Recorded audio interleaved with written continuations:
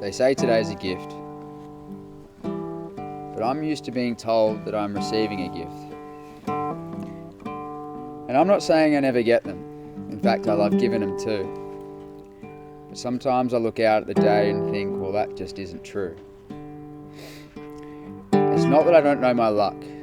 The luck of where I was born, the luck of who I was born to. Hell, even the luck of being a straight white male who's not worried about whether his community will approve. But this feeling can come from deep. This idea in my mind that the world is caught up in this perpetual mania and that I just can't seem to compete. You see, I'm a victim of the algorithm. A victim of this mindless machine that feeds us cattle what we want to believe. With the irony being, we don't know what we want to believe. We just get fed more and more of the same things that we see. And this emotionless monster, this artificially intelligent screen from which I, among many others, find it just so difficult to wean. It grows. And unlike all of the natural resources that have been used in its creation, as it continues to give, it doesn't deplete. In fact, it grows. It gorges itself on our minds, devouring our serotonin, our emotions, and washing it down with healthy goblets of our independence and creativity. Some people you see, they get the humour, the memes, and I love them too. Nothing like sharing a giggle with a buddy you haven't seen. Others get conspiracies. They see the earth as flat, the governmental deceits, and they'll while away their twilight scrolling through Tupac's retweets. And then you've got the nut jobs, if you will, those that fall down the rabbit hole while searching for their role in the hill. We've got left-wing, right-wing reality TV. We've got influencers and terrorists and everything in between. Me, I see a world that's burning. I see death and starvation with wars being fought.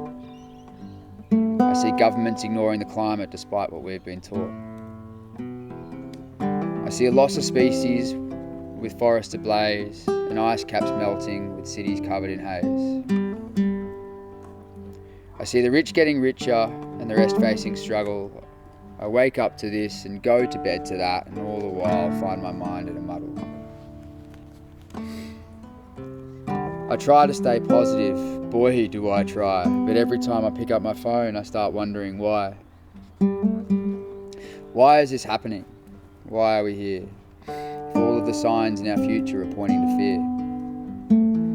And I'm not much better, at least I think so. I work for the rich, hell, I drive their boats, I fly every month burning carbon for work and buy surfboards made from poison to validate my worth.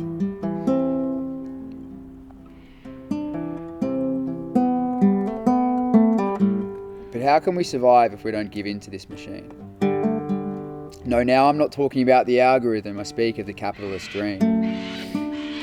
How can I have kids and bring them up with hope when our society is hanging from a thin piece of rope? But hang on, now you see what's happening here. Even though I know I'm a victim of AI, I'm automatically driven to fear. Even as I write this, thinking I'm self-aware, this thing in my pocket is making me tear out my hair. We justify our obsession with this metallic mesmerizer, saying if we don't see it, then how can we elevate our consciousness higher? But maybe we need to take a step back and to breathe, and put the phone down in order to see. See the wind on the ocean, salt spray in the air, a smile on a friend's face as said wind messes their hair.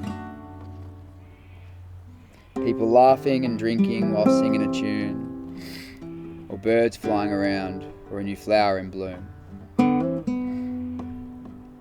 You see, for all the negativity I see, the post online from which I cannot wean, a million more images a day present themselves to me, with the possibility that you or me may one day succeed, and that all of this can sometimes feel like one big dream.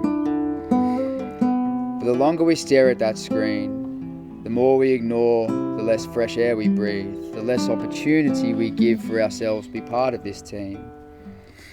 Our family, friends and community who make this life what it is and who make me want to be better.